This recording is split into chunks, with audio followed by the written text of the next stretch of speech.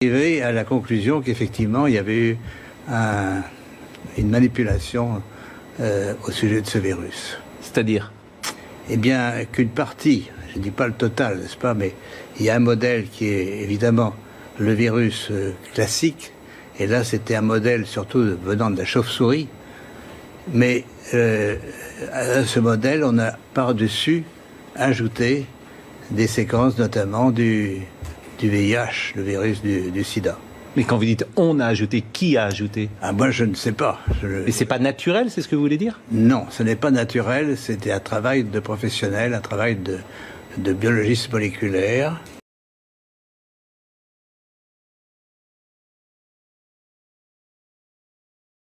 Alors, je suis pas sûr de comprendre tout ce que vous dites. C'est-à-dire que dans ce virus, il y a une part de VIH? Voilà, c'est ça. Le matériel génétique du virus est un long ruban d'ARN, n'est-ce pas? Comme de l'ADN, mais c'est de l'ARN. Et dans ce long ruban, à une certaine place, on a fixé des séquences petites de VIH. Mais ces séquences petites ne sont pas petites pour ne rien vouloir dire. Elles ont la possibilité de modifier, par exemple, ce qu'on appelle des sites antigéniques. C'est-à-dire, si on veut faire un vaccin, on peut très bien modifier la protéine qui est exposée pour le vaccin par une petite séquence venant d'un autre virus. Mais vous êtes certain de ça? Parce qu'on a dit que le bruit a couru, que c'était d'une origine humaine finalement, et ça a été ensuite réfuté par la plupart des autorités scientifiques quand même. Il y a quand même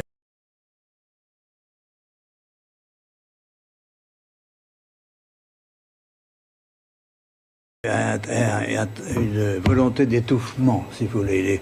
Les travaux, nous ne sommes pas les premiers. Un groupe de chercheurs indiens, très renommés, avait publié la même chose. On les aura forcés à rétracter.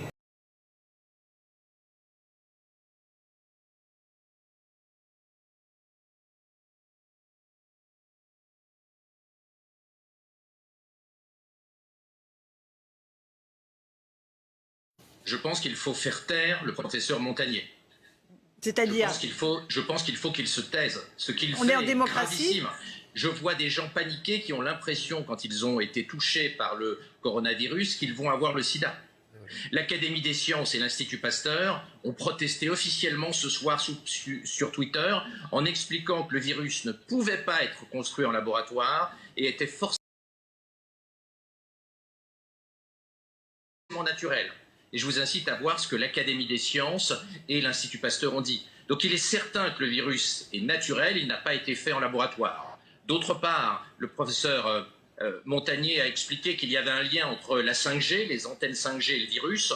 On est là dans un délire complotiste absolument fou. Si les gens pensent qu'ils vont attraper le sida quand ils ont le Covid-19 et que les antennes de téléphone portable donnent le virus, on va avoir des émeutes, on va avoir des accidents politiques graves. En Angleterre, il y a 2 antennes 5G tous les jours qui sont brûlées depuis que des vidéos sur YouTube ont expliqué que les antennes de téléphone portable donnaient le coronavirus. Donc vous voyez, on est face à une tendance complotiste, obscurantiste. On ne peut pas revenir au Moyen-Âge non plus, hein, quand on brûlait les sorcières. Là, on a une logique de chasse aux sorcières. Alors, ce ne sont plus les sorcières, mais ce sont des complots qui ressemblent assez à la chasse aux sorcières. Et souvenez-vous, il y a eu 60 000 sorcières brûlées en France et en Allemagne à la sortie du Moyen-Âge. Donc, les propos du professeur Montagnier sont indécents, sont inacceptables. Je pense qu'il ne faut plus lui donner la parole.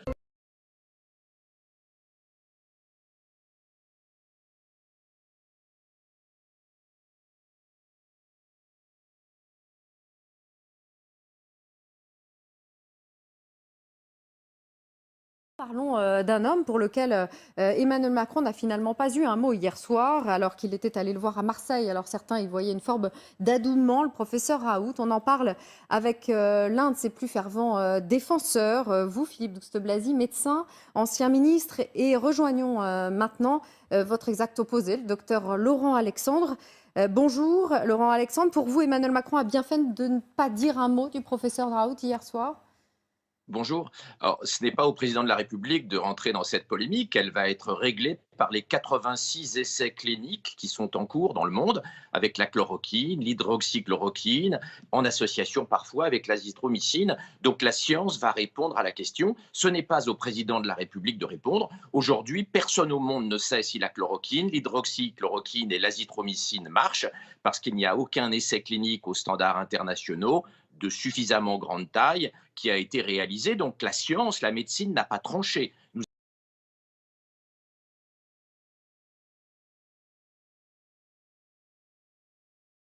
Il reprend doucement une vie normale, encore affaibli par la perte de poids et une gêne respiratoire persistante. Depuis 2 semaines, François David a retrouvé son domicile et sa famille après 10 jours d'hospitalisation dans le service du professeur Raoult à Marseille. J'ai été traité avec la bithérapie, enfin, ce qu'il préconise. Premier jour, comme là, ça m'a fait donner mal au cœur. Et après, rien du tout, franchement, rien. C'est ça qui m'a sauvé, quoi, je pense. Une autre patiente contaminée par le Covid-19, Natalia, elle connaît bien la chloroquine, le Plaquenil. Son spécialiste lui en prescrit depuis 25 ans pour soigner sa maladie chronique. Le Plaquenil est totalement inoffensif. Et ça, je le dis haut et fort, puisque voilà, avec des traitements au Plaquenil, j'ai eu quand même 4 enfants. Là, je suis révoltée, j'ai presque envie d'hurler parce qu'on n'écoute pas une sommité comme Raoult. Comme Natalia ou François, la majorité des patients traités à la chloroquine sont convaincus de l'efficacité de cette thérapie, faute d'autres médications. À noter qu'en France, à ce jour, aucun traitement n'est encore reconnu par les autorités de santé.